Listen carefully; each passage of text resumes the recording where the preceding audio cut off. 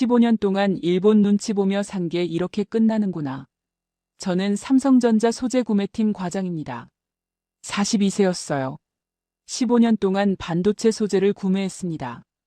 불화수소, 포토레지스트, 플루오린 폴리이미드. 이것들 없이는 반도체를 만들 수 없었어요. 특히 불화수소는 전 세계에서 일본만이 99.9999%라는 초고순도 제품을 생산할 수 있었습니다. 오늘은 스텔라 케미파와의 연간 계약 연장 미팅이었습니다. 매년 하는 정례 행사였어요. 보통 30분이면 끝나는 자리였죠. 15년 동안 단 한 번도 문제가 없었습니다. 하지만 오늘은 달랐습니다. 스텔라 부장이 들어왔을 때부터 심상치 않았어요. 평소 같으면 웃으며 악수를 청했을 텐데 오늘은 고개만 까딱하고 제 눈을 마주치지 않았습니다. 그가 자리에 앉기도 전에 문이 다시 열렸습니다. 히로시 다나카였습니다. 60대 초반의 일본 경제산업성 베테랑 관료였어요.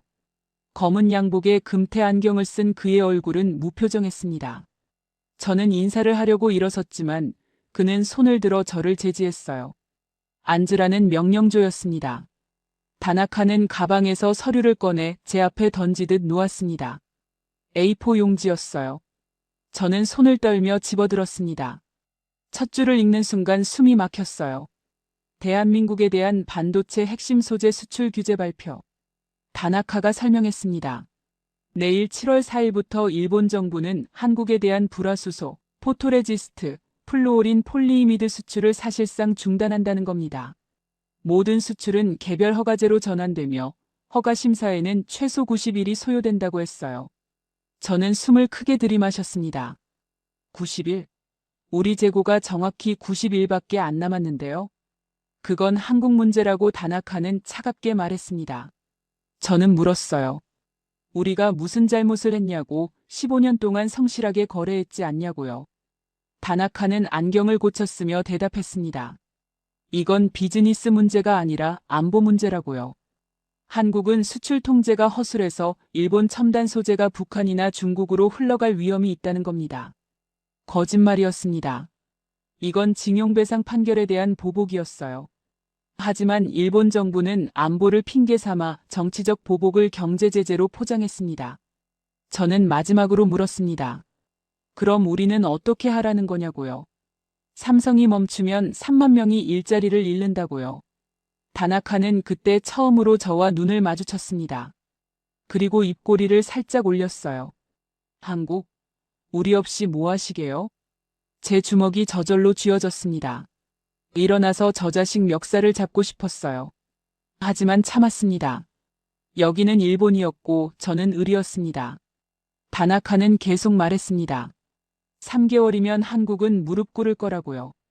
그때 한국 정부가 일본에 사과하고 징용배상 판결을 취소하면 그때 일본이 고려해 볼 거라고요.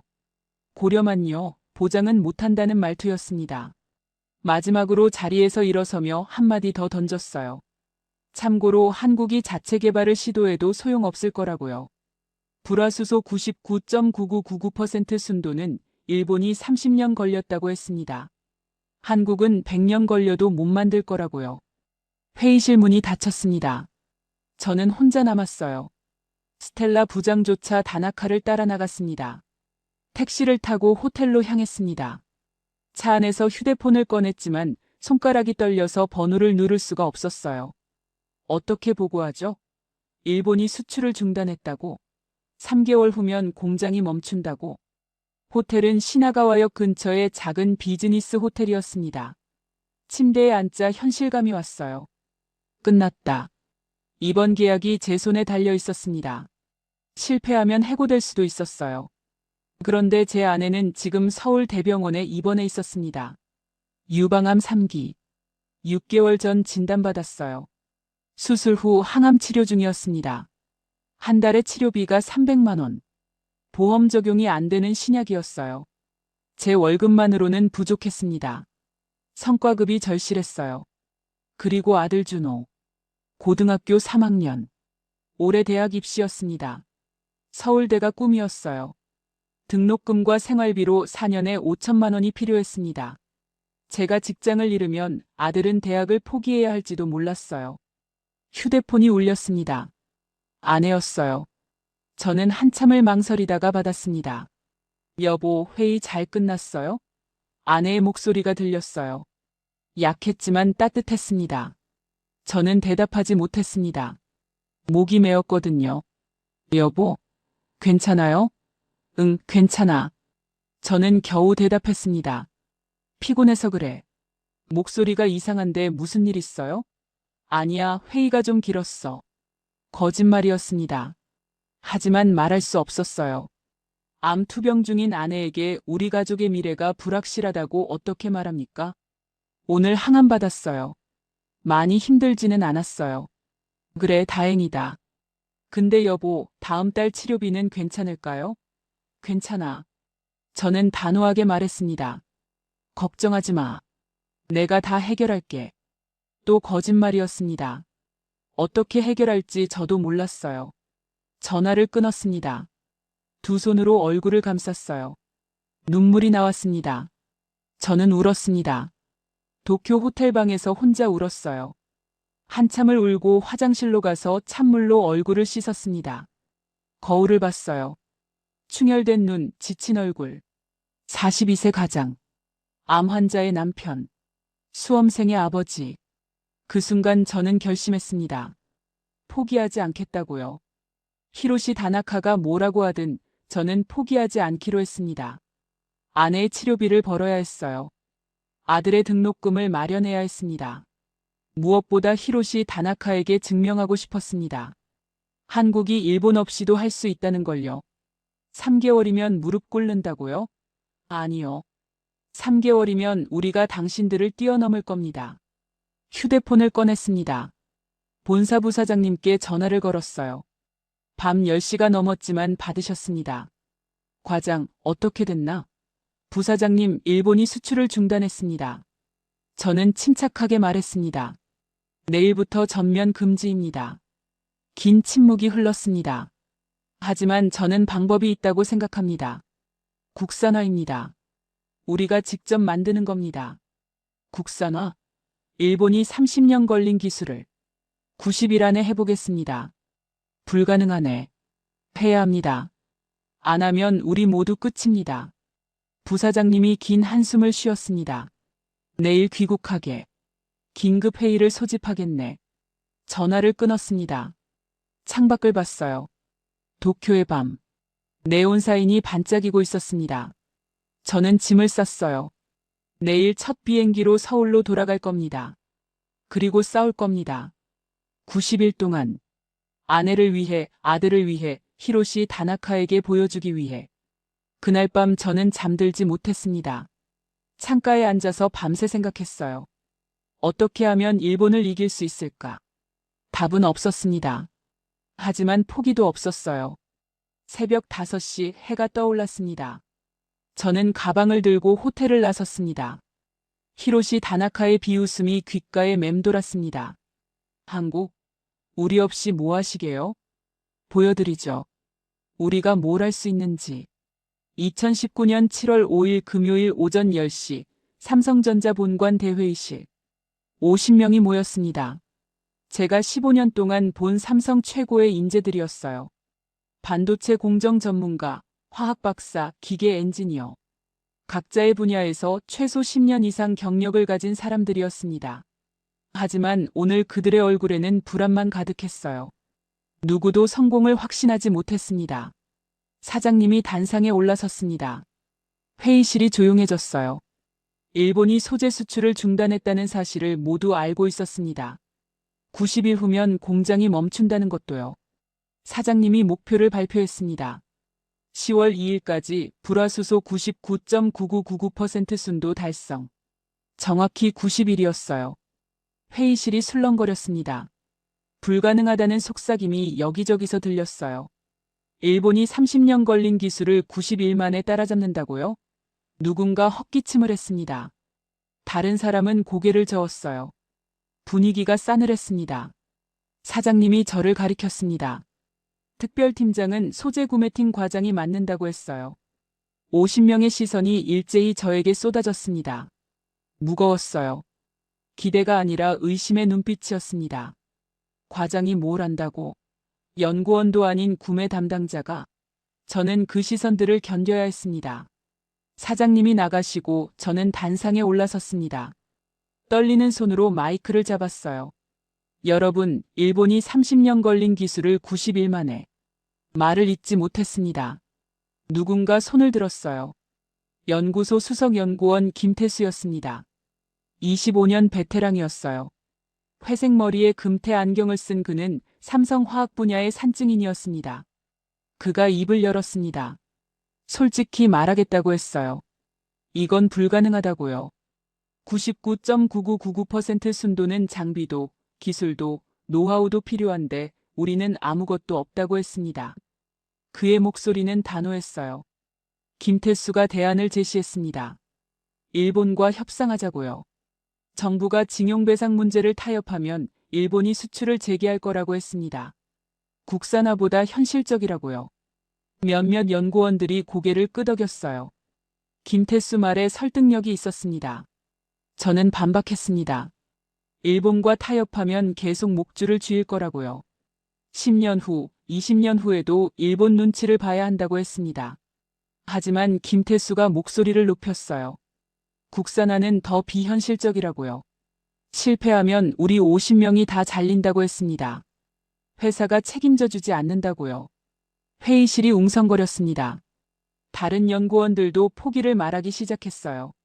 한 명이 말하면 다른 사람도 동조했습니다. 눈덩이처럼 불안이 커졌어요. 절반 이상이 고개를 숙였습니다. 이미 포기한 표정이었어요. 저는 필사적으로 설득했습니다. 안 하면 우리 모두 끝이라고요. 삼성이 멈추면 3만 명이 일자리를 잃는다고 했습니다. 하지만 김태수가 소리쳤어요. 그래도 불가능하다고요. 회의는 그렇게 끝났습니다. 복도에서 김태수가 저를 기다리고 있었습니다. 다른 사람들은 모두 떠났고 우리 둘만 남았어요. 그가 조용히 말했습니다. 국산화는 포기하라고요. 정부 협상에 집중하자고 했습니다. 저는 고개를 저었어요. 우리가 무릎 꿇으면 100년 동안 일본 눈치 보며 산다고 했습니다. 김태수가 한숨을 쉬었습니다. 그래도 회사는 살아남는다고 했어요. 저는 물었습니다. 그게 사는 거냐고요. 김태수가 돌아섰습니다. 과장은 젊어서 그렇다고 중얼거렸어요. 구부정한 어깨가 멀어져 갔습니다. 25년 삼성생활이 만든 어깨였어요. 오후 3시쯤 젊은 연구원 박민수가 제 사무실로 찾아왔습니다. 28세. 신혼 3개월 차였어요. 눈이 충혈돼 있었습니다. 밤새 고민한 흔적이 역력했어요. 그가 말했습니다. 그만두고 싶다고요. 아내가 임신 중인데 유산 위기래요. 밤샘 근무하느라 집에 못 갔다고 했습니다. 3일 동안 연구소에서 잤다고요. 박민수의 눈에서 눈물이 흘렀습니다. 젊은 연구원이 울고 있었어요. 저는 그의 어깨에 손을 얹었습니다. 가라고 했어요. 가족이 먼저라고요. 우리가 성공하면 돌아오라고 했습니다. 박민수가 고개를 숙였어요. 꼭 돌아오겠다고 했습니다. 하지만 그의 목소리에는 확신이 없었어요. 그날 오후 특별팀을 다시 소집했습니다. 45명이 왔어요. 5명이 빠졌습니다. 박민수 외에도 4명이 더 떠났어요. 가족 문제, 건강 문제, 개인 사정. 이유는 달랐지만 본질은 같았습니다. 불가능한 프로젝트에서 도망치는 거였어요. 저는 남은 45명 앞에 섰습니다. 솔직하게 말했어요. 박민수가 팀을 떠났다고요. 제가 그를 보냈다고 했습니다. 가족이 먼저니까요. 이 프로젝트는 강제가 아니라고 했어요. 힘들면 떠나도 된다고요. 하지만 남는 분들께는 약속한다고 했습니다. 제가 끝까지 책임지겠다고요. 그리고 제 이야기를 했습니다. 제 아내가 암투병 중이라고요. 제 아들이 대학 입시라고 했습니다.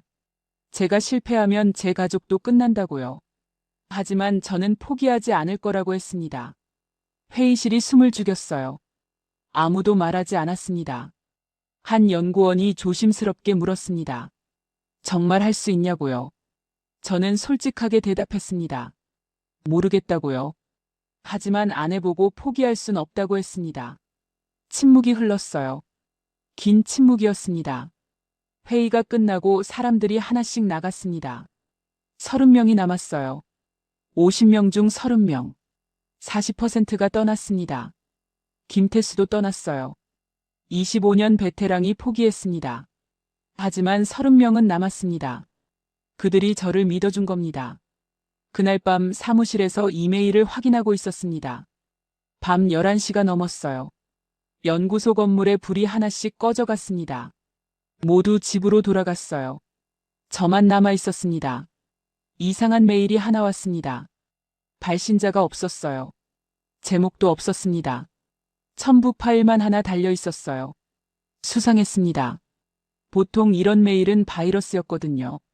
하지만 뭔가 이끌렸습니다. 클릭했어요. PDF 파일이 열렸습니다. 일본어로 쓰여 있었어요. 한자가 빼곡했습니다.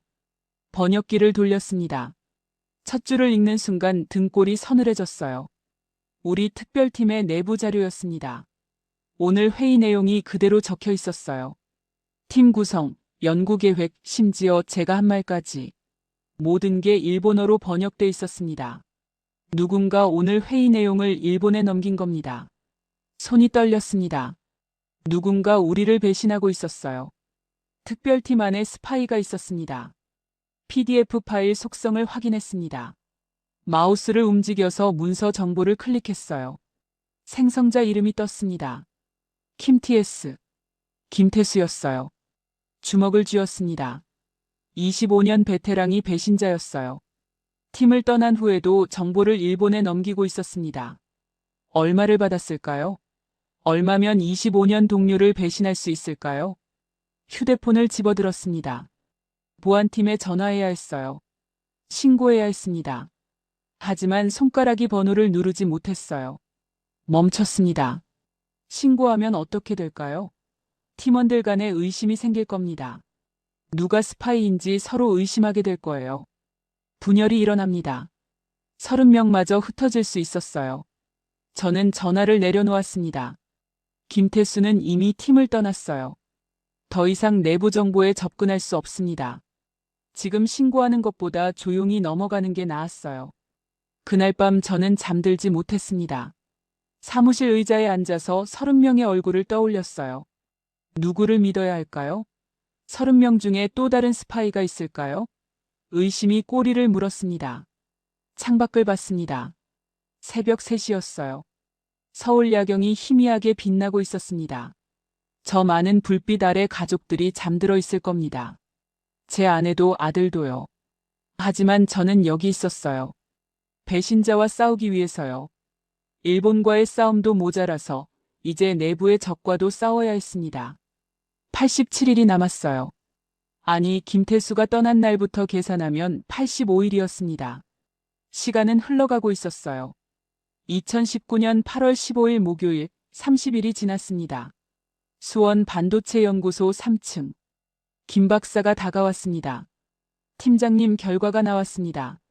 얼마나요? 99.99%입니다. 30일 동안 수백 번 시도했는데 더 안 올라가요. 99.99%. 목표는 99.9999%. 0.0099% 차이였지만 엄청난 차이였어요. 장비 문제입니까? 그런 것 같습니다. 일본 초정밀 장비가 필요한데 설계도도 없거든요. 일본 장비는 못 삽니다. 다른 방법을 찾아야 해요. 팀장님.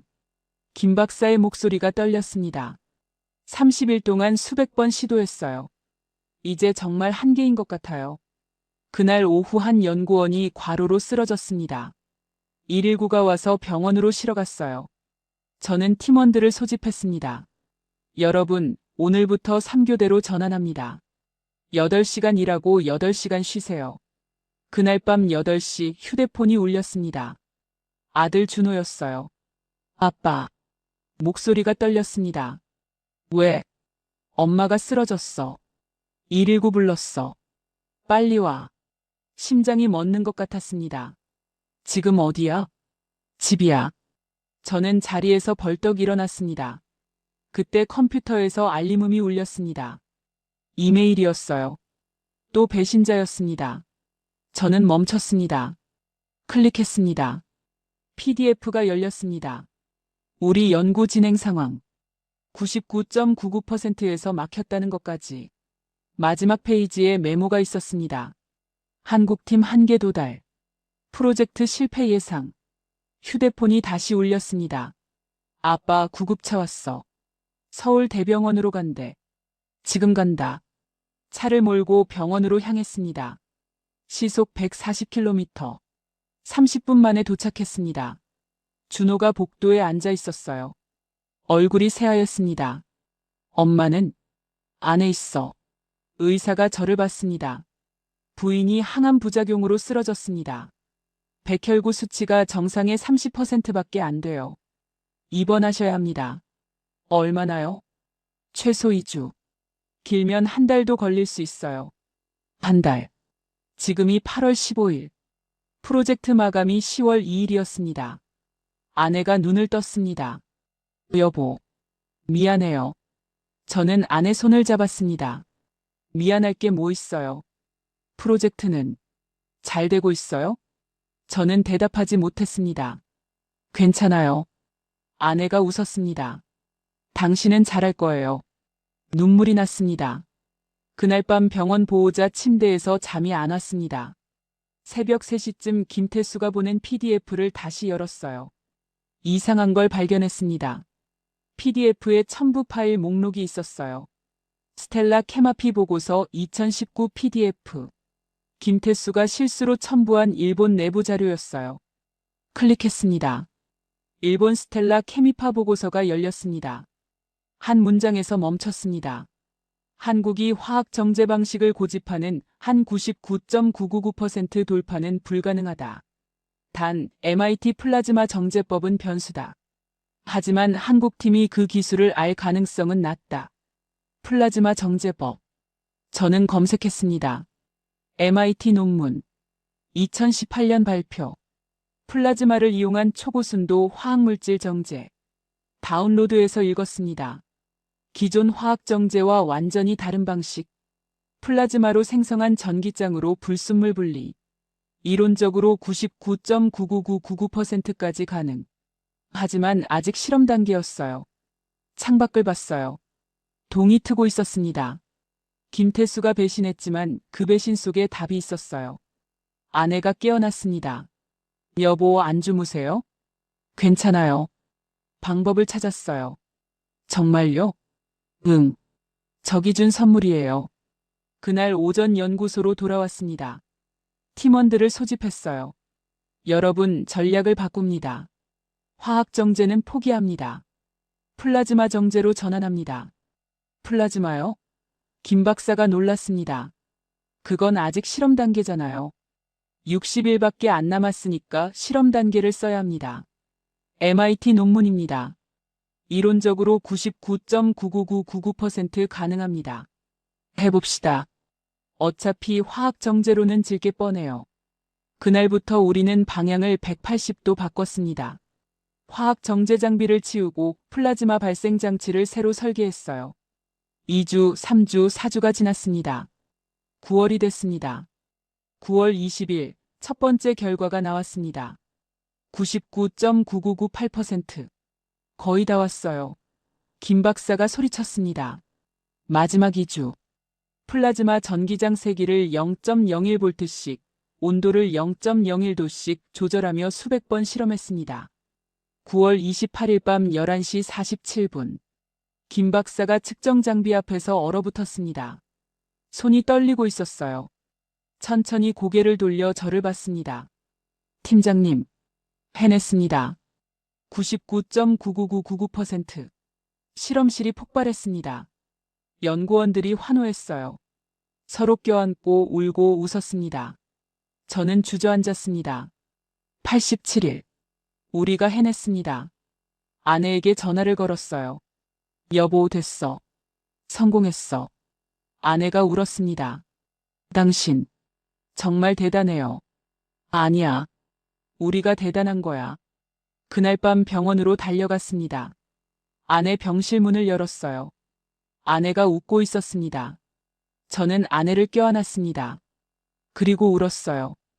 우리가 해냈어. 일본 없이도. 87일. 불가능을 가능으로 만든 87일이었습니다.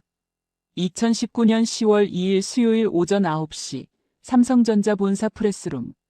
저는 단상에 올라섰습니다. 300명의 기자들이 저를 봤어요. 손에 땀이 났습니다. 여러분, 오늘 삼성전자는 역사적인 발표를 하게 됐습니다. 제가 천천히 말했습니다. 삼성전자는 87일 만에 불화수소 국산화에 성공했습니다. 순도 99.99999%. 일본 제품과 완전히 동등한 수준입니다. 프레스룸이 폭발했습니다. 기자들이 일제히 일어났어요. 카메라 플래시가 폭풍처럼 터졌습니다. 환호성이 들렸어요. 순식간에 300명 전체가 박수를 쳤습니다. 회견이 끝나고 백스테이지로 나왔습니다. 박민수가 물을 건넸어요. 팀원들이 박수를 쳤습니다. 그때 부사장님이 복도 끝에서 저를 불렀어요. 표정이 심각했습니다. 과장, 사장실로 오게. 지금 당장. 사장실 문을 열었습니다. 사장님과 재무담당 부사장이 앉아 계셨어요. 책상 위에 서류가 놓여 있었습니다. 앉게. 사장님이 서류를 제 앞으로 밀었습니다. 원가 분석 보고서였어요. 펼쳤습니다. 숫자가 눈에 들어왔습니다. 일본산 불화수소 리터당 10만 원. 국산 불화수소 리터당 32만 원. 심장이 내려앉았습니다. 3배가 넘었어요. 재무담당 부사장이 차갑게 물었습니다. 과장, 우리가 3배 비싼 소재를 쓰라는 건가? 플라즈마 장비가 비쌉니다. 제가 대답했습니다. 규모의 경제가 필요해요. 시간을 주시면. 시간? 재무담당 부사장이 코웃음을 쳤습니다. 얼마나 필요한가? 1년? 2년? 그동안 우리가 연간 220억 원 손해를 감수하라는 건가? 사장님이 한참 침묵하다가 말했습니다. 과장, 2주 주겠네. 원가를 리터당 20만 원 이내로 낮추게. 안 되면 다시 일본산을 쓸 수밖에 없어. 사무실로 돌아와서 원가 분석을 뜯어봤습니다. 플라즈마 발생기가 5억 원이었어요. 독일제였습니다. 이걸 국산으로 바꿀 수 있다면. 그날 밤 국내 플라즈마 장비 회사를 검색했습니다. 10군데가 나왔어요. 다음 날 아침부터 전화를 걸었습니다. 첫 번째 회사. 죄송합니다. 기술이 없어요. 두 번째. 2주는 불가능합니다. 세 번째, 네 번째, 다섯 번째. 모두 거절했습니다. 10번째까지 모두 안 된다고 했습니다. 마지막 한 군데가 남았어요. 부산의 작은 회사였습니다. 직원 15명. 기대 없이 전화를 걸었습니다. 삼성전자 김민중 과장입니다. 플라즈마 정제 장비 개발 가능하신지. 저희 할 수 있습니다. 대표의 목소리가 떨렸습니다. 10년 동안 플라즈마만 연구했어요. 기회만 주시면 꼭 해보겠습니다. 2주 안에 시제품 가능하세요? 해보겠습니다. 밤샘 각오하고 만들어 드릴게요. 다음 날 부산으로 내려갔습니다. 공장은 작았어요. 낡은 건물에 오래된 장비들. 하지만 직원들의 눈빛이 달랐습니다. 간절했어요. 도와주십시오. 제가 말했습니다. 한국 반도체가 달렸습니다. 대표가 고개를 끄덕였습니다. 최선을 다하겠습니다. 10일이 지났습니다. 부산에서 연락이 왔어요. 시제품 완성했다고요. 서울로 가져왔습니다. 연구소에 설치했어요. 30명이 지켜봤습니다. 실험을 시작했습니다. 6시간 후 결과가 나왔어요. 99.99998%. 목표는 99.99999%. 0.00001% 부족했습니다. 거의 다 왔어요. 박민수가 말했습니다. 미세 조정하면 됩니다. 3일이 남았습니다. 밤샘했어요. 전압을 0.1V씩, 온도를 0.1도씩 조정했습니다. 마지막 날 밤 11시. 박민수가 소리쳤습니다. 나왔어요. 99.99999%. 다음 날 아침 원가를 재계산했습니다. 부산 회사 장비로 바꾸면 리터당 18만 원. 목표인 20만 원보다 낮았어요. 사장실로 달려갔습니다. 보고서를 건넸어요. 사장님이 펼쳤습니다. 18만 원. 그리고 미소를 지었어요. 잘했네. 하지만 재무담당 부사장이 말했습니다. 그래도 일본산보다 1.8배 비싸요. 6개월 후면 같아집니다. 제가 말했습니다. 그때 전화가 울렸습니다. 사장님이 받았어요. 얼굴이 굳었습니다. 방금 도쿄에서 연락 왔네. 사장님이 말했습니다. 일본이 불화수소 가격을 50% 인하했대. 리터당 5만 원이야. 제 심장이 멎었습니다. 5만 원. 우리 원가 18만 원의 3분의 1도 안 됐습니다. 일본이 가격전쟁을 선포한 겁니다. 2019년 10월 18일 금요일 오전 10시 삼성전자 임원회의실. 20명의 임원들이 긴 타원형 테이블에 앉아 있었습니다. 저는 맨 끝자리에 앉았어요. 과장 중에 유일하게 임원회의에 참석한 겁니다. 무거운 침묵이 흘렀어요. 재무담당 부사장이 리모컨을 눌렀습니다. 스크린에 표가 떴어요. 빨간색과 파란색 막대 그래프였습니다. 일본산 리터당 5만 원, 국산 리터당 18만 원. 차이가 너무 명확했습니다. 3.6배. 재무담당 부사장이 레이저 포인터로 그래프를 가리키며 설명했습니다. 우리가 연간 불화수소 10만 리터를 사용합니다. 일본산을 쓰면 50억 원이 듭니다. 국산을 쓰면 180억 원이에요. 무려 130억 원 차이입니다. 이건 우리 분기 영업이익의 2%에 해당하는 금액입니다. 한 임원이 고개를 끄덕이며 말했습니다. 당연히 일본산을 써야죠. 국산화도 좋지만 원가가 이 정도면 현실적으로 불가능합니다. 다른 임원도 동의했습니다. 주주들한테 어떻게 설명합니까? 130억 원을 그냥 버린다고요? 주가 떨어집니다. 임원들이 하나씩 고개를 끄덕였어요. 분위기가 완전히 일본산 쪽으로 기울었습니다. 사장님이 저를 봤습니다. 과장 할 말 있나? 저는 천천히 일어났습니다. 심호흡을 했어요. 일본이 또 수출 규제할 수 있습니다. 제가 말했습니다. 안 할 걸세. 한 임원이 즉각 반박했습니다. 지금 일본도 우리 필요해. 가격을 절반으로 낮춘 게 그 증거야. 우리를 붙잡으려고 원가 이하로 팔고 있는 거라고. 맞습니다. 제가 인정했습니다. 지금은 그래요. 하지만 우리가 다시 일본에 완전히 의존하면 어떻게 됩니까? 1년 후, 2년 후에 또다시 목줄을 줍니다. 그때 가서 다시 국산화하면 되지. 재무담당 부사장이 차갑게 말했습니다. 과장이 87일 만에 했잖아요. 필요하면 또 하면 돼요. 한 번은 기적입니다. 제가 목소리를 높였습니다. 두 번은 불가능합니다. 87일 동안 30명이 밤샘했어요. 가족을 포기했고 건강을 잃었습니다. 그걸 또 반복할 수 있다고 생각하십니까? 회의실이 잠시 조용해졌습니다. 사장님이 손을 들었습니다. 알겠네. 다음 주까지 최종 결정하겠네. 회의 끝. 복도로 나왔습니다. 부사장님이 제 어깨에 손을 얹었어요. 과장, 솔직히 말하게. 원가 더 낮출 수 있나? 어렵습니다. 제가 대답했습니다. 얼마나 어려운가? 6개월은 걸립니다. 부사장님이 한숨을 쉬었습니다. 회사가 6개월을 못 기다려. 분기마다 실적 발표해야 하네. 원가 높으면 이익률 떨어지고 주가 떨어지고 주주들이 난리야. 저는 아무 말도 할 수 없었습니다. 부사장님 말이 틀리지 않았거든요. 그날 저녁 집으로 돌아왔습니다. 이상하게 집이 조용했어요. 평소 같으면 아내가 부엌에서 저녁 준비를 하고 있을 시간이었습니다. 여보, 제가 불렀습니다. 대답이 없었어요. 안방 문이 닫혀 있었습니다. 문을 열었어요. 커튼이 쳐져 있어서 어두웠습니다.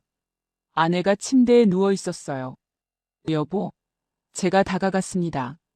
아내가 천천히 눈을 떴습니다. 눈이 빨갛게 충혈돼 있었어요. 울었던 것 같았습니다. 왜 그래?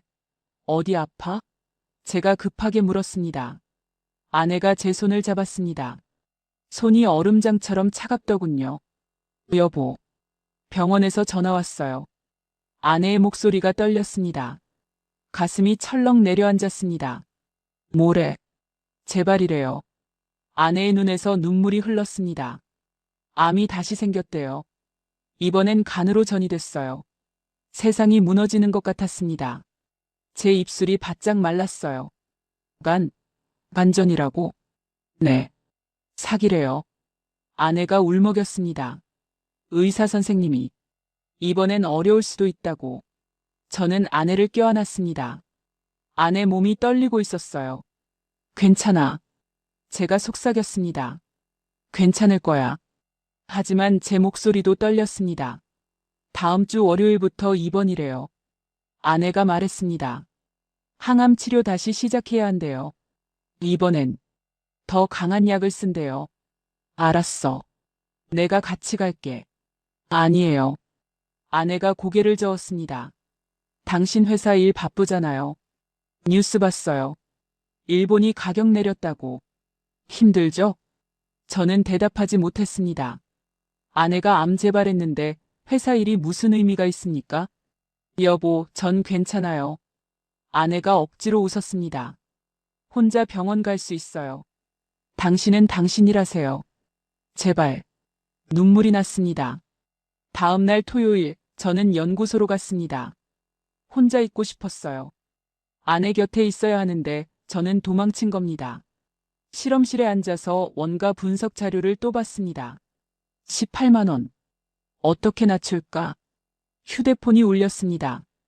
부산장비회사 대표였어요. 과장님, 대표의 목소리가 흥분돼 있었습니다. 방법 찾았어요. 뭐요? 제가 벌떡 일어났습니다. 플라즈마 발생기 말입니다. 저희가 신소재로 바꿨어요. 텅스텐 대신 세라믹 복합재를 썼더니 원가가 30% 떨어졌어요. 30%요? 네. 성능도 그대로고요. 일주일 후 시제품 보내드릴게요. 고맙습니다. 전화를 끊고 계산했습니다. 30% 절감이면 리터당 18만 원에서 13만 원으로 떨어집니다. 하지만 여전히 일본산 5만 원의 2.6배였어요. 월요일 아침 아내를 병원에 데려다 줬습니다. 서울대병원 12층 병동이었어요. 3개월 전 퇴원했던 바로 그 병동이었습니다. 아내가 병실 침대에 누웠어요. 여보, 회사 가요. 아내가 말했습니다. 늦겠어요. 미안해. 미안할 것 없어요. 아내가 제 손을 잡았습니다. 당신도 당신 싸움이 있잖아요. 저도 제 싸움 할게요. 우리 둘 다 이기는 거예요. 저는 아내를 껴안았습니다. 그리고 병실을 나왔어요. 엘리베이터를 타고 내려오면서 울었습니다. 회사로 출근했습니다. 사장님께 메일이 와 있었어요. 제목 최종 회의. 내용 내일 오후 2시 최종 결정합니다. 국산이냐 일본산이냐. 준비하세요. 저는 부산 대표에게 전화를 걸었습니다. 시제품 언제 오나요? 목요일에 보낼게요. 대표가 대답했습니다. 그럼 늦어요. 내일까지 와야 해요. 내일요? 대표가 당황했습니다. 이틀밖에 안 남았는데. 부탁합니다. 제가 간곡하게 말했습니다. 한국 반도체가 달렸어요. 알겠습니다. 밤샘에서 만들겠습니다. 다음 날 화요일 정오, 부산에서 택배가 도착했습니다. 신형 플라즈마 발생기였어요. 박민수와 함께 연구소로 달려갔습니다. 기존 장비를 떼어내고 새 걸 설치했어요. 2시간 걸렸습니다. 실험을 시작했습니다. 박민수가 측정 장비를 주시했어요. 4시간 후 결과가 나왔습니다. 99.99999% 성공이었어요. 원가를 재계산했습니다. 13만 원. 부산 대표 말이 맞았습니다. 오후 2시 임원회의실로 갔습니다. 20명의 임원들이 앉아 있었어요. 사장님이 말했습니다. 오늘 최종 결정하겠네. 국산이냐 일본산이냐. 재무담당 부사장이 일어났습니다. 저는 일본산을 제안합니다. 원가 차이가 명확합니다. 임원들이 고개를 끄덕였습니다. 과장. 사장님이 저를 봤습니다. 마지막으로 할 말 있나? 저는 일어났습니다. 원가를 13만 원으로 낮췄습니다. 제가 보고서를 돌렸어요. 13만 원? 재무담당 부사장이 확인했습니다. 그래도 일본산의 2.6배예요. 하지만 계속 낮아질 겁니다. 제가 말했습니다. 6개월 후면 7만 원까지 가능합니다. 증거가 있나? 사장님이 물었습니다. 없습니다. 제가 솔직하게 말했습니다. 하지만 확신합니다. 부산 회사가 계속 개선하고 있어요. 확신만으로는 안 되네. 재무담당 부사장이 말했습니다. 사장님이 창밖을 봤습니다. 긴 침묵이 흘렀어요. 1개월 주겠네. 사장님이 말했습니다. 원가를 7만 원으로 낮추게. 안 되면 일본산 쓰네. 제 심장이 쿵쾅거렸습니다. 1개월. 13만 원을 7만 원으로. 거의 절반이었어요. 2019년 10월 23일 수요일 오전 8시 서울 대병원 12층 병동. 아내가 항암 주사를 맞고 있었습니다. 투명한 링거에서 노란색 액체가 떨어지고 있었어요. 독한 약이라고 했습니다. 아내의 얼굴이 창백했어요. 입술이 파랗게 질려 있었습니다. 여보, 회사 가요. 아내가 힘없이 말했습니다. 오늘 중요한 회의 있다고 했잖아요. 조금만 더 있을게. 안 돼요. 아내가 고개를 저었습니다. 당신 1개월밖에 안 남았. 저 때문에 시간 낭비하지 마세요. 당신이 더 중요해. 거짓말. 아내가 약하게 웃었습니다. 당신 눈빛 보면 알아요.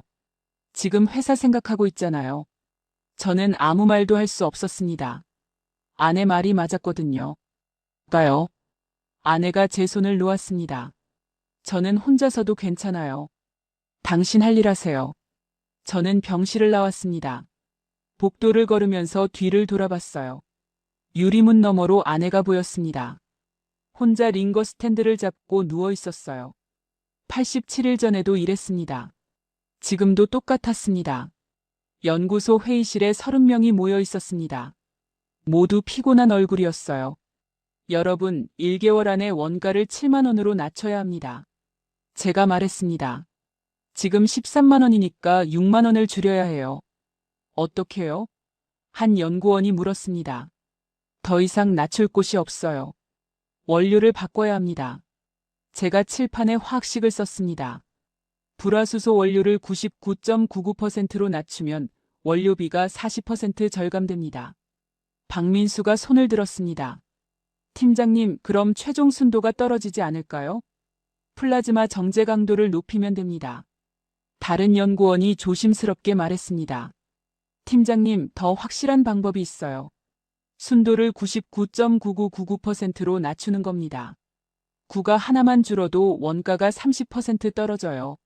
안 됩니다. 제가 즉각 반박했습니다.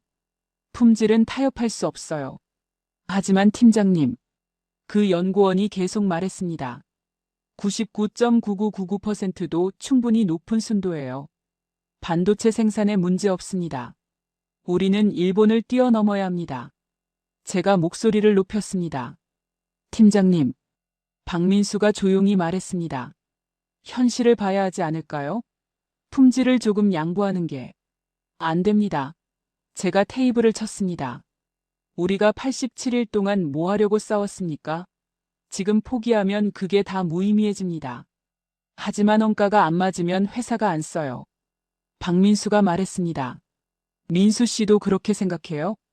박민수가 고개를 숙였습니다. 죄송합니다. 하지만 저도 현실이 있어요. 딸 키워야 하고 회사가 국산 안 쓰면 저희 다 잘려요. 다른 팀원들도 고개를 끄덕였습니다. 알겠습니다. 제가 한숨을 쉬었습니다. 오늘 회의는 여기까지 하죠. 팀원들이 하나씩 자리를 떴습니다. 회의실에 혼자 남았어요. 99.999999%.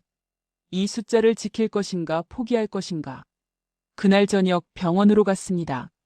아내가 잠들어 있었어요. 침대 옆에 앉아서 손을 잡았습니다. 아내가 눈을 떴습니다. 여보, 왔어요? 응. 오늘 어땠어? 힘들었어요. 아내가 솔직하게 말했습니다. 토했어요. 머리카락도 빠지고요. 하지만 괜찮아요. 미안해. 곁에 있어줘야 하는데. 괜찮아요. 아내가 제 손을 꼭 잡았습니다.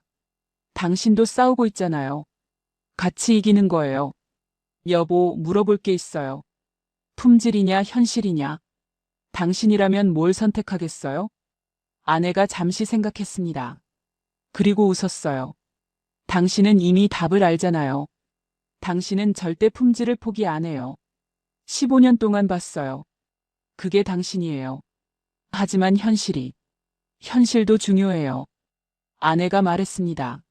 하지만 당신이 품질 포기하고 성공하면 그게 진짜 성공일까요? 평생 후회하지 않을까요? 눈물이 났습니다. 여보, 제가 암 걸렸을 때 기억나요? 아내가 말했습니다. 의사 선생님이 두 가지 선택지를 줬어요. 저렴한 약 생존율 60%, 비싼 약 생존율 80%. 우리 뭘 선택했죠? 비싼 약. 맞아요. 빚내서라도 비싼 약 썼어요. 당신 기술도 마찬가지 아닐까요? 다음 날 부산장비회사 대표에게 전화를 걸었습니다. 대표님, 원가를 7만 원까지 낮출 수 있습니까? 품질은 99.99999% 유지하면서요. 어렵습니다. 지금도 한계까지 낮췄어요. 방법이 정말 없을까요? 한 가지 있긴 한데 위험합니다. 장비를 입에 빠르게 돌리는 겁니다. 1시간에 10리터를 20리터로 늘리면 시간당 원가가 절반이 됩니다. 그럼 품질은요? 떨어질 수 있어요. 빨리 돌리면 정제가 덜 되고 장비 고장날 확률도 높아지고요. 해봅시다. 3일 후 새 장비가 도착했습니다. 30명이 지켜보는 가운데 실험을 시작했어요. 기계가 입에 빠른 속도로 돌아갔습니다. 소음이 컸어요. 진동도 심했습니다. 4시간 후 박민수가 결과를 확인했습니다. 99.999998%. 목표보다 0.00001% 낮아요. 다시 해봅시다. 2차 실험. 99.999997%. 3차 실험. 99.999996%. 갈수록 낮아졌습니다. 팀장님, 박민수가 말했습니다. 안 되는 것 같아요. 저는 칠판 앞에 섰습니다. 뭔가 놓친 게 있을 겁니다. 새벽 2시까지 실험했습니다. 모두 실패했어요. 팀원들이 하나씩 집으로 돌아갔습니다. 저만 남았어요. 데이터를 다시 봤습니다. 새벽 4시 발견했습니다. 냉각 시스템이었어요. 속도를 높이면 온도가 올라갑니다. 온도가 올라가면 정제 효율이 떨어져요. 냉각을 강화하면 부산 대표에게 전화를 걸었습니다. 새벽인데도 받았어요. 대표님, 냉각 시스템 업그레이드 가능합니까? 해보겠습니다. 이틀 후 개조된 장비가 왔습니다. 냉각팬이 2배로 늘어나 있었어요. 실험을 시작했습니다. 30명이 숨을 죽이고 지켜봤어요. 6시간 후 박민수가 소리쳤습니다. 나왔어요. 99.99999%. 실험실이 환호성으로 가득 찼습니다. 원가를 계산했습니다. 생산 속도가 2배니까 리터당 6만 5천 원. 목표인 7만 원보다 낮았습니다. 품질도 지키고 원가도 맞췄습니다. 다음 날 사장실로 갔습니다. 보고서를 건넸어요. 사장님이 펼쳤습니다. 6만 5천 원. 그리고 미소를 지었어요. 잘했네, 상무. 상무. 제가 놀랐습니다. 오늘부로 승진일세. 사장님이 말했습니다. 자네가 한국 반도체를 구했어. 2019년 11월 18일 월요일 오전 9시 삼성전자 본사 CEO실. 저는 승진 후 처음으로 CEO실에 들어갔습니다. 상무 명함을 어제 받았어요. 42세 상무. 삼성 역사상 최연소였습니다. 하지만 기뻐할 겨를이 없었어요. CEO가 창밖을 보고 계셨습니다. 돌아보지 않은 채 서류를 건넸어요.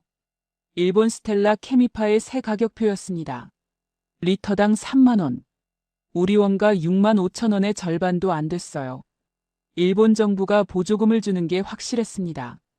한국 반도체를 완전히 죽이겠다는 겁니다. CEO가 말했습니다.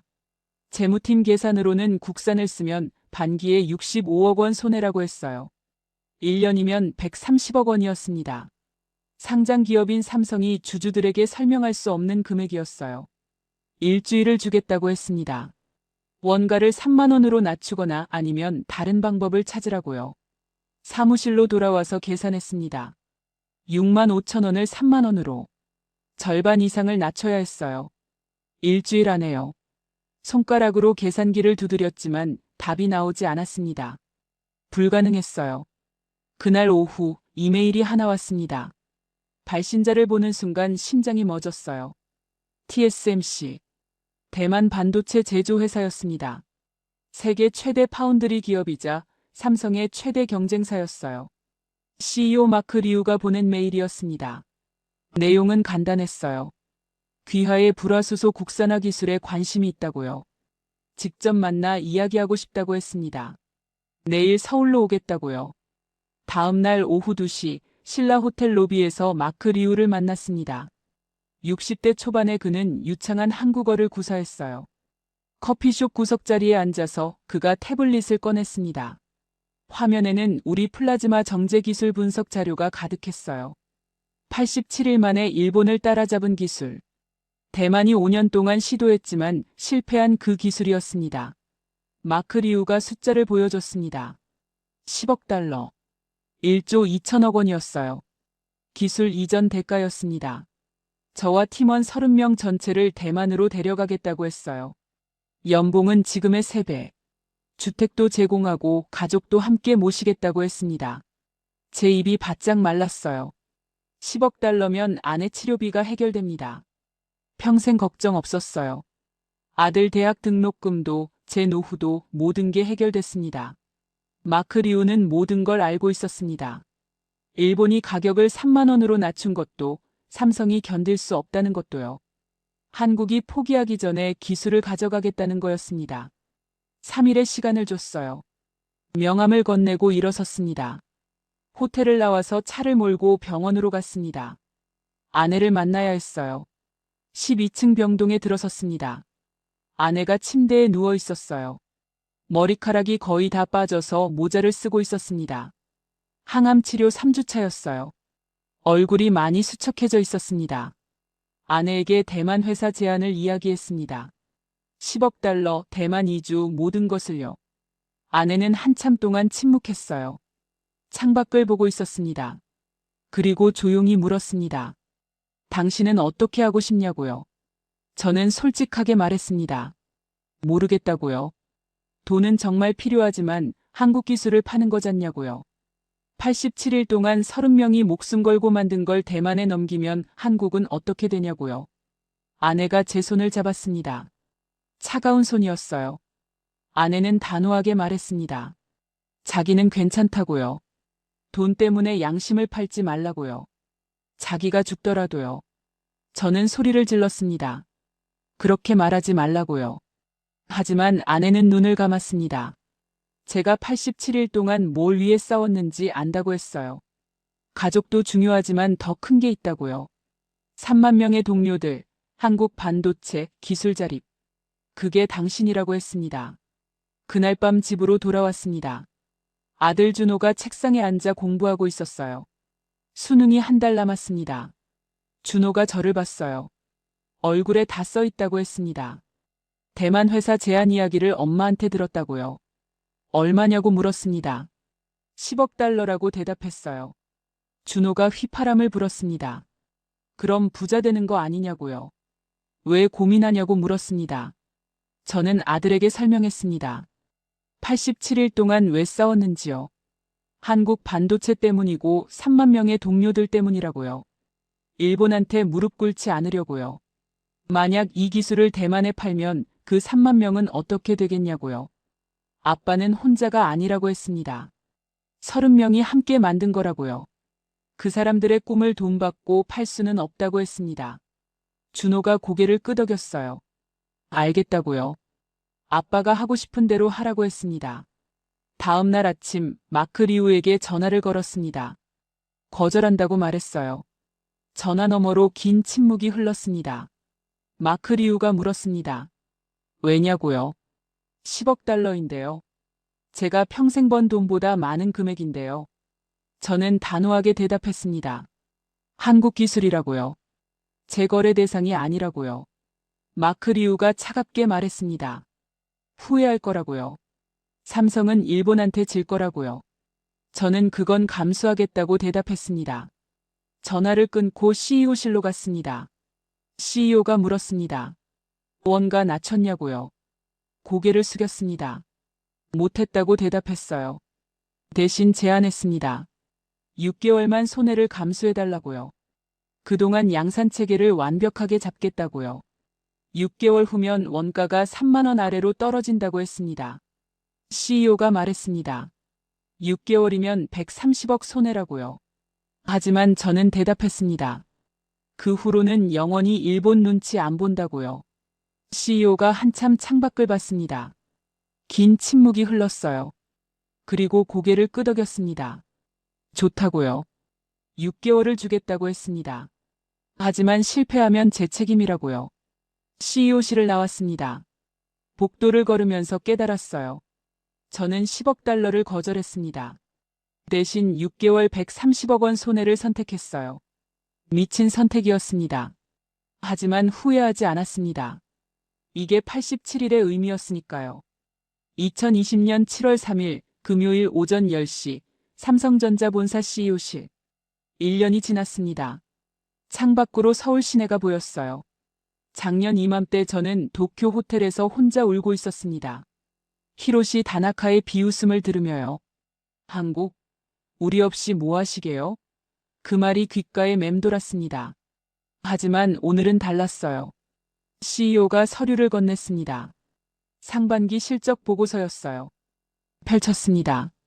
국산 불화수소 매출 1조 8천억 원. 작년 이맘때는 0원이었습니다. 1년 만에 1조 원대 시장을 만든 겁니다. 그리고 더 중요한 숫자가 있었어요. 원가. 리터당 2만 8천 원. 일본산 3만 원보다 낮았습니다. 6개월간 양산 체계를 완벽하게 잡은 결과였어요. CEO가 다른 서류도 건넸습니다. 일본 스텔라 케미파 실적이었어요. 영업손실 6천억 엔. 마이너스였습니다.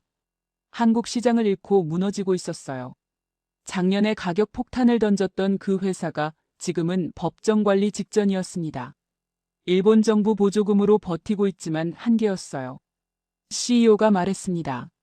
자네가 한국 반도체를 구했네. 이제 우리는 세계 1위 반도체 소재 공급국이야. 일본 독점 시대가 끝났어요. 새로운 시대가 시작됐습니다. CEO실을 나와서 복도를 걸었습니다. 엘리베이터를 타고 연구소로 내려갔어요.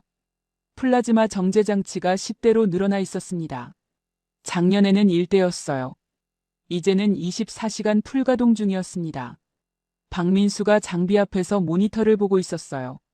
과장 계급장을 달고 있었습니다. 작년에 승진했어요.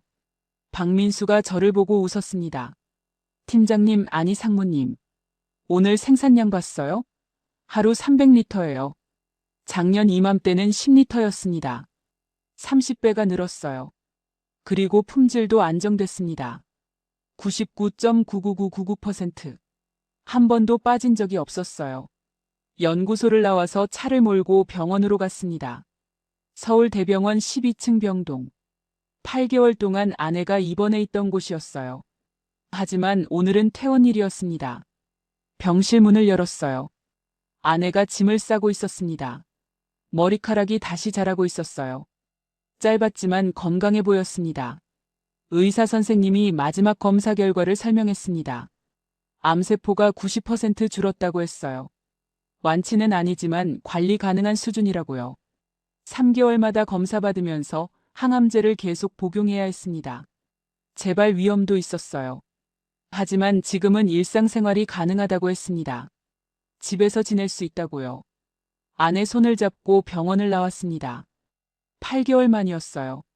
아내가 햇살을 받으며 눈을 감았습니다. 따뜻했어요. 좋네요. 아내가 웃었습니다. 살아있다는 게 느껴져요. 저도 웃었습니다. 같이 이긴 거라고 말했어요. 아내도 저도요. 집으로 돌아왔습니다. 현관문을 열었어요. 아들 준호가 책상에 앉아 있었습니다. 대학생이 됐어요. 서울대 전기공학과 1학년이었습니다. 수능을 잘 봤습니다. 제 후배가 됐어요. 준호가 엄마를 보고 달려왔습니다. 둘이 껴안았어요. 저는 그 모습을 보며 눈물이 났습니다. 저녁을 같이 먹었습니다. 가족 셋이 식탁에 앉았어요. 평범한 저녁이었습니다. 된장찌개, 김치, 계란말이. 1년 전에는 꿈도 못 꿨던 광경이었어요. 아내가 병원에 있었고, 저는 연구소에서 밤샘했고, 준호는 혼자 밥을 먹었습니다. 하지만 지금은 달랐어요. 식사 후 서재로 갔습니다. 책상에 앉아서 이메일을 확인했어요. 새 메일이 하나 있었습니다. 발신자를 보는 순간 멈췄어요. 히로시 다나카였습니다. 1년 만이었어요. 클릭했습니다. 일본어로 쓰여 있었습니다. 번역기를 돌렸어요. 김민준 상무님께. 1년이 지났습니다. 작년 오늘 저는 당신에게 말했습니다. 한국, 우리 없이 뭐 하시게요? 라고요. 제가 틀렸습니다. 당신들이 해냈습니다. 일본 없이도요. 저는 어제 스텔라 케미파에서 퇴사했습니다. 43년 직장 생활이 끝났습니다. 회사가 망했기 때문입니다. 당신 때문입니다. 하지만 화가 나지 않습니다. 오히려 존경합니다. 87일 만에 30년 기술을 따라잡은 당신을요. 한 가지 묻고 싶습니다. 어떻게 포기하지 않았습니까? 히로시 다나카. 저는 한참 화면을 봤습니다. 그리고 답장을 썼어요. 다나카님께. 포기하지 않은 이유는 간단합니다. 지킬 것이 있었으니까요. 아내, 아들, 그리고 3만 명의 동료들. 그들을 위해 싸웠습니다. 당신도 그랬을 겁니다. 43년 동안 일본을 위해 싸웠겠죠. 우리는 적이 아니었습니다. 각자의 나라를 위해 최선을 다한 사람들이었어요. 건강하세요. 삼성전자 상무 김민준. 전송을 눌렀습니다. 노트북을 닫았어요. 창밖을 봤습니다. 서울 야경이 펼쳐져 있었어요. 저 많은 불빛 아래 사람들이 살고 있었습니다. 각자의 꿈을 안고요. 다음 날 토요일 부산으로 내려갔습니다. 플라즈마 장비 회사를 방문했어요. 1년 전 직원이 15명이었던 그 회사는 이제 150명으로 늘었습니다. 공장도 3배로 확장됐어요. 삼성 물량 덕분이었습니다. 대표가 저를 맞았습니다. 1년 전 절박했던 그 사람은 이제 자신감 넘치는 중견기업 사장이 됐어요. 대표가 새 장비를 보여줬습니다. 2세대 플라즈마 발생기였어요. 1세대보다 30% 효율이 높았습니다. 원가도 20% 낮췄다고 했어요. 계속 개선하고 있었습니다. 멈추지 않았어요. 이게 한국 중소기업의 저력이었습니다. 기회만 주면 세계 최고가 될 수 있는 사람들이었어요. 서울로 돌아오는 차 안에서 문자를 받았습니다. 박민수였어요. 팀장님, 오늘 99.999999% 나왔어요. 9가 8개요. 심장이 뛰었습니다. 99.999999%. 일본도 못 만든 순도였어요. 우리가 세계 최초였습니다. 87일 전 목표는 99.9999%였습니다. 일본과 같은 수준이었어요. 하지만 이제는 넘어섰습니다. 일본을 뛰어넘은 겁니다. 그날 저녁 집에 도착했습니다. 아내가 부엌에서 요리하고 있었어요. 퇴원 후 일주일 만에 다시 부엌에 섰습니다. 의사가 무리하지 말라고 했지만 아내는 괜찮다고 했어요. 요리하는 게 좋다고요. 살아있다는 느낌이 든다고 했습니다. 저는 아내를 뒤에서 껴안았습니다. 고마워. 저는 속삭였어요. 당신이 없었으면 포기했을 거야. 아내가 웃었습니다. 저도요. 당신이 없었으면 포기했을 거예요. 우리 둘 다 이긴 거예요. 그날 밤 서재에 앉아서 지난 1년을 정리했습니다. 노트에 적었어요. 2019년 7월 3일. 도쿄에서 굴욕. 시작. 2019년 10월 2일. 87일 만에 성공. 하지만 원가 3배. 2019년 11월 18일. 대만 10억 달러 제안. 거절. 2020년 7월 3일. 원가 역전. 일본 추월. 숫자들이었습니다. 하지만 숫자 뒤에 사람들이 있었어요.